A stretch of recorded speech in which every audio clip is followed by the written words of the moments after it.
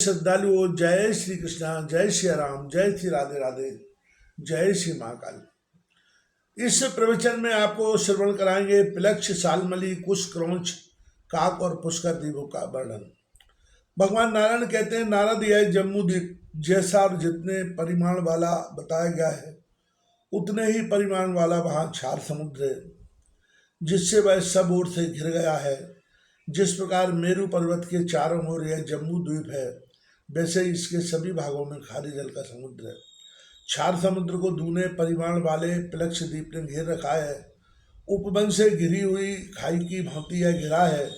जम्मू द्वीप में जितना बड़ा जामुन का वृक्ष है उतना ही बड़ा यहाँ एक पाकड़ का पेड़ है, अतएव इसे पिलक्ष द्वीप कहते हैं। सुवर्णमय अग्नि देवता का यह सुनिश्चित स्थान है। 7 जीव वाले ये अग्निदेव महाराज प्रियव्रत के पुत्र हैं। इनका नाम इद्मजिब है। ये ही पिलक्ष द्वीप में शासन करते हैं। राजा प्रियव्रत ने अपने द्वीप के 7 विभाग करके 7 पुत्रों में बांट दिए और अल्प और स्वयं आत्मज्ञानी पुरुषों के द्वारा मान्य योग साधन में लग गए। उसी आत्मयोग के प्रभाव से उन्हें भगवत प्राप्ति हो गई। शिव, यवस, भद्र, शांत, क्षेम, अमृत और अभय नामों से प्रसिद्ध दर्शनीय ये 7 वर्ष पिलक्ष द्वीप के हैं। इन 7 वर्षों में 7 नदियां और 7 हील पर्वत है। अरुणा, निर्मला, अंग्रसी, सावित्री, सुप्रभातिका, ऋतुम्भरा और सत्यम्भरा इन नामों से नदियां विख्यात हैं। मणिकूट, वज्रकूट, इंद्रसेन, ज्योतिष्मान, सुपर्ण, हिरण्यष्ठिव और मेघमाल ये नाम पिलक्ष द्वीप के पर्वतों के हैं। इन नदियों के केवल जल का दर्शन और स्पर्श करने से वहाँ की प्रजा पवित्र हो जाती है, उसका सारा कलमश धुल जाता है।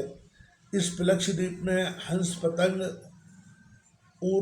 ऊर्ध्वायन और सात्यंग नाम वाले 4 वर्ण रहते हैं। उनकी आयु 1000 वर्ष की होती है। देखने में ये बड़े विलक्षण प्रतीत होते हैं। ये तीनों वेदों में बताई हुई विधि के अनुसार स्वर्ग के द्वारभूत भगवान सूर्य की उपासना करते हैं। वे कहते हैं, जो सत्य, वेद एवं सत्कर्म के अधिष्ठाता है, अमृत एवं मृत्यु अर्थात यम जिनके विग्रह हैं, उन पुराण पुरुष विष्णुमय भगवान सूर्य की हम शरण लेते हैं। नारद, पिलक्ष आदि जो 5 द्वीप हैं उन सब में जन्म लेने वाले प्राणी परिमित आयु, इंद्रिय शक्ति, बल, बुद्धि और पराक्रम के साथ उत्पन्न होते हैं। इक्षु रस का समुद्र पिलक्ष द्वीप की अपेक्षा बहुत बड़ा है, अतः पिलक्ष द्वीप से दूने विस्तार वाला सालमली द्वीप है। जितना लंबा चौड़ा यह सालमली द्वीप है उतने ही आकार का वहाँ मदरा का समुद्र है, जिससे यह द्वीप घिर गया है। वहाँ ऐसा बड़ा एक सेमर का वृक्ष है जैसे पिलक्ष द्वीप में पाकड़ का था। पक्षीराज महात्मा गरुड़ जी इस द्वीप में विराजते हैं। उस सालमली द्वीप का शासन सूत्र राजा यज्ञबाहु के हाथ में है। ये यज्ञबाहु राजा प्रियव्रत के ही पुत्र हैं। उन्होंने ही अपने 7 पुत्रों को यह पृथ्वी बांट रखी है। सालमली द्वीप के 7 वर्षों के नाम हैं सुरोचन, सोमनस, रमणक, देववर्षक, पारिवद्र, आप्यायन और विज्ञान। उन वर्षों में 7 पर्वत और 7 नदियां भी हैं।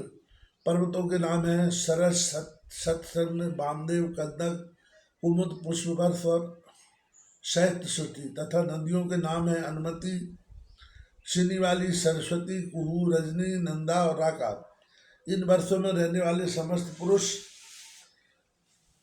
सूत्रधर, वीरधर, वसुंधर और ईशुंधर सम्यक 4 वर्णों में विभक्त है। वेद स्वरूप चंद्रमा को भगवान ईश्वर मानकर वे उनकी उपासना करते हैं। कहते हैं, जो अपनी किरणों से पितरों के लिए शुक्ल और कृष्ण मार्ग का विभाजन कर रहे हैं तथा संपूर्ण प्रजा जिनका शासन मानती है, वे भगवान स्वयं प्रसन्न हो जाएं। इस प्रकार मदरा के समुद्र की अपेक्षा स्वयं दुगने विस्तार वाला कुश द्वीप है। यह द्वीप घृत के समुद्र से घिरा दिखता है। वहाँ कुश की एक सघन झाड़ी है, अतः उसे कुश द्वीप कहते हैं। अग्निदेव अपनी सुंदर ज्वाला से कुष्ठ को भस्म करते हुए सर्वव्यापी होकर विराजते हैं। यह कुशद्वीप प्रियव्रत कुमार राजा हिरण्यरेता के शासन में है।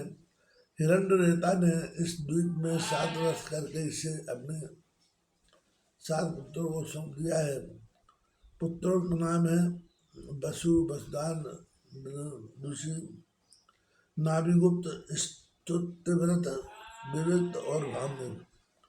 इन वर्षों में इनकी सीमा निश्चित करने वाले चक्र, चतुष्रंग, कपिल, चित्रकूट, देवादिक, ऊर्ध, रोमा और प्रवीण नाम वाले 7 पर्वत प्रसिद्ध हैं। नदियां भी 7 हैं। इनके नाम हैं रसकुल्या, मधुकुल्या, मित्रविंदा, श्रुतविंदा, देवगर्भा, घृतच्युता और मंत्रमालिका। कुश द्वीप के समस्त निवासी इन्हीं नदियों का जल पीते हैं। कुशल, कोविद, अभियुक्त और कुलक सम्यक 4 वर्ण वहां रहते हैं। वे अग्नि को भगवान श्री हरि का विग्रह मानकर अपने यज्ञादि कर्म कौशल द्वारा उनकी उपासना करते हैं। सब लोग वेद के ज्ञाता एवं श्रेष्ठ देवताओं के समान तेजस्वी होते हैं। अग्नि देवता से इनकी प्रार्थना है। जातवेदा कहलाने वाले भगवान अग्निदेव आप परब्रह्म परमात्मा को स्वयं हरि पहुंचाते हैं। अतः श्री हरि के अंगभूत देवताओं के यजन द्वारा आप उन परम पुरुष परमात्मा का यजन करें। इस प्रकार कुशद्वीप में रहने वाले संपूर्ण प्राणियों के द्वारा अग्नि स्वरूप भगवान श्री हरि की उपासना होती है। नारद जी ने कहा, सर्वार्थदर्शी प्रभु, अब आप शेष द्वीपों के परिमाण बताने की कृपा कीजिए। भगवान नारायण कहते हैं, नारद, कुशद्वीप अत्यंत विस्तृत घृत समुद्र के द्वारा चारों ओर से घिरा हुआ है। इसके बाहर दुगने परिमाण वाला क्रौंच द्वीप है। इस क्रौंच द्वीप को इतने ही विस्तार वाले क्षीर समुद्र ने घेर रखा है। वह यह द्वीप है जहाँ क्रौंच नामक पर्वत है। इस पर्वत के कारण इस द्वीप को द्वीप कहते हैं। प्राचीन समय की बात है, स्वयं कार्तिकेय की शक्ति से इसका पेट ही कट गया था। क्षीर समुद्र ने इसे खींचा और वरुण ने रक्षा की, पर्याप्त व्यवस्था की, तब यह पुनः कायम हुआ। प्रियव्रत कुमार श्रीमान घृतपृष्ठ इस द्वीप के व्यवस्थापक थे। उन नरेश को अखिल जगत से सम्मान प्राप्त था। उन महाराज ने अपने द्वीप को 7 वर्षों में विभाजित किया और उनके पुत्रों की संख्या भी 7 थी। फिर घृतपृष्ठ की आज्ञा से एक सूत्र एक वर्ष का बन गया। इस एकत्र पुत्रों को वर्षों की व्यवस्थाएं नियुक्त करके उन्होंने स्वयं भगवान श्री हरि की शरण ले ली। आम, मधुरोय, मेघपृष्ठ, सुधामक, भ्राजिष्ठ, लोहिताड़ और वनस्पति ये पुत्रों के नाम हैं। पर्वत और नदियां भी 7 ही हैं। पर्वतों के नाम हैं शुक्ल, वर्धमान, योजन, उपवरहण, नंद, नंदन और सर्तोभद्र। अभिया, अमृतौधा, आर्यका, तीर्थवती, व्रतवती, शुक्ला और पवित्रवती, इन नामों से नदियां विख्यात है। इन नदियों के पवित्र जल को चारों वर्णों के लोग पीते हैं। पुरुष, ऋषभ, द्विवर्ण और देवा के 4 वर्णों के पुरुष वहां रहते हैं। उन पुरुषों के द्वारा जल के स्वामी वरुण देव की उपासना होती है। वे इस प्रकार प्रार्थना करते हैं, भगवान वरुण देव, पुरुषोत्तम श्री हरि की कृपा से आपको असीम शक्ति प्राप्त है। भू, भुवा और स्वा इन तीनों लोगों को आप पवित्र करते हैं। संपूर्ण कलमशों को दूर कर देना आपका स्वभाव है। हम अपने शरीर से आपका स्पर्श करते हैं। आप हमें शक्ति कृपा करें। इसे मंत्र पढ़कर आप जब भी करते हैं, फिर भांति भांति के स्रोतों के द्वारा स्तुति की जाती है। इसी प्रकार क्षीर समुद्र से आगे शाक द्वीप है। 32 लाख योजन विस्तार वाला यह द्वीप क्षीर समुद्र के चारों ओर स्थित है। इसी के बराबर महामठ है। समुद्र है जिसने इस बसे हुए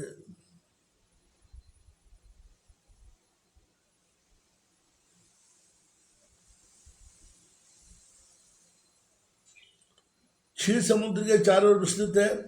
इसी के बाहर वहाँ मट्ठे का समुद्र है जिसने इसे घेर रखा है। इस विशिष्ट द्वीप में शाक नाम का एक बहुत बड़ा विशाल वृक्ष है। नारद इस वृक्ष के कारण ही इस क्षेत्र का नाम शाक द्वीप पड़ गया। प्रियव्रत कुमार मेधातिथि इस द्वीप के राजा थे। उन्होंने 7 वर्षों में इस द्वीप का विभाजन कर दिया और अपने 7 पुत्रों को प्रत्येक वर्ष में नियुक्त करके स्वयं योग गति की प्राप्ति के लिए वन में चले गए। राजा मेधातिथि के पुत्रों के नाम है पुरोजव, मनोजव, पवमान, धूमनि, चित्रलेख, बहुरूप और विष्णुध्वज। इसकी सीमा निश्चित करने वाले 7 पर्वत और 7 ही नदियां हैं। ईशान, पुरुसिंह, बलभद्र, सतकेश्वर, सहस्त्रसूत, देवपाल और महासन ये 7 पर्वत कहे गए हैं। 7 नदियों के नाम है अनघा, आयुर्दा, उभयस्पष्टि, अपराजिता, पंचपदी, सहस्त्रश्रुति और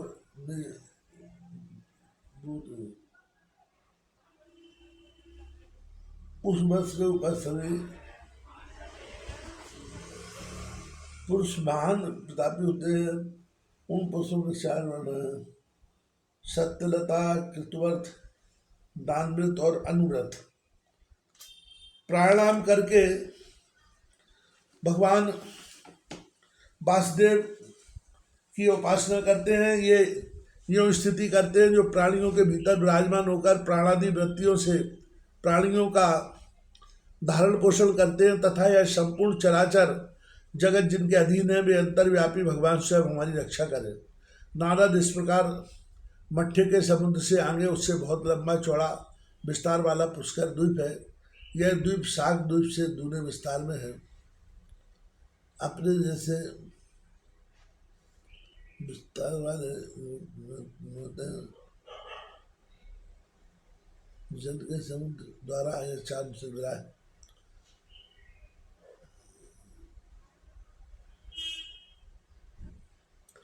इस द्वीप में अत्यंत प्रकाशमान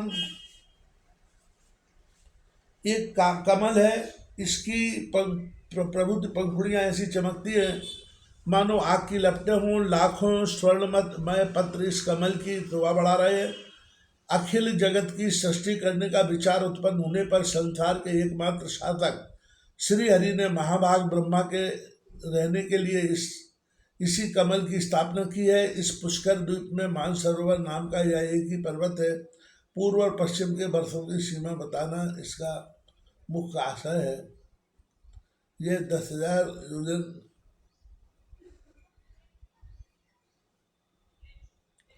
ऊंचा और इतना ही विस्तृत है। इसकी 4 दिशाओं में 4 पुरियां हैं। इन पुरियों में इंद्र आदि लोकपाल रहते हैं। इनके ऊपर से होते हुए सूर्य सुमेर गिरी की प्रदक्षिणा करते हैं। सूर्य के रथ का चक्का संवत्सर का प्रतीक है। देवयान और पितृयान मार्ग से आगे बढ़ता है। प्रियव्रत के पुत्र बीतिहोत्र यहाँ राजा थे। उन्होंने इस अपने द्वीप को 2 भागों में बांट दिया। इनमें 2 पुत्र थे। दोनों को क्रमशः 2 भागों 2 वर्षों में रहने की आज्ञा दे दी। दोनों पुत्रों के नाम है रमण और धातकी। ये 2 राजकुमार दोनों वर्षों में शासन करते हैं। स्वयं बीथ्रोत्र अपने भाइयों के समान भगवान श्री हरि के परम उपासक बन गए।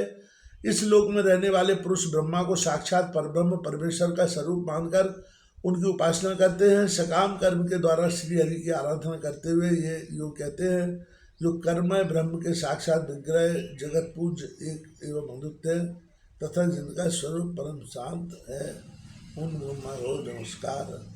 हमारा नमस्कार है।